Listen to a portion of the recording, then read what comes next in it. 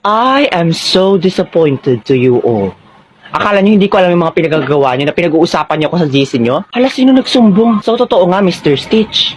Wala na kayong lusot. Opo, ma'am, totoo. Bakit ko naman itatanggi? Totoo namang hindi ka nagtuturo sa kaambaba mo pa mag-grades. Aba, walang ugali ah. Aba, walang utak ah. Wala kang naituro sa amin. Aba, napakagaling talagang sumagot. Eh, bakit ma'am, hindi ba totoo? Ay, tanda ko pa nga dati sinabi niyo sa amin nga kahit paupo-upo ka lang ay sumisweldo ka. Aba naman ma'am, napakapasarap ah. Manda kayong lahat sa guidance, kala niyo, lalo-lalo ka ng bata ka. Oo, humanda sa guidance dahil wala ka namang ituro sa amin, puro ka tinda, kwento ng love life, landi kay Manong Guard, ang kate mo. Aba, bastos kang bata ka, paano mo nasabi? Gamit ang bibig, alam nga naman gamit ang ilong. Saka alam ko na kung sino nagsumbong sa iyo. Si Jenny yun. Hala, bakit ako? Hala, bakit nga ikaw? Gulat na gulat?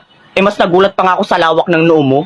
Saka parang hindi kayo close ni Ma'am Almorana sa'yo, pero ikaw naman yung naglalako ng paninda niya. Ang lakas mo pa nga mangutong. Jenny, huwag kang mag-alala. Ako ang bahala. Sisiguraduhin kong hindi ka mag-guidance. Yan lang mga kaklase mo. Wow! Big word with bad breath. Amoy na nga limuhok na putok ng kabayo eh.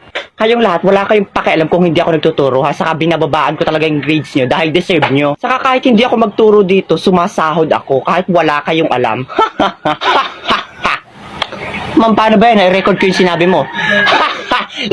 Saka wait lang ma'am, huwag na kayong mag-alalang agawin yung record kasi na-upload ko na siya sa Facebook page ko. Ayun, babay Ma'am Almorana, siguradong mapapatalsik ka sa school na ito. Saka isama mo yung minion mong si Jenny na mukhang ingron.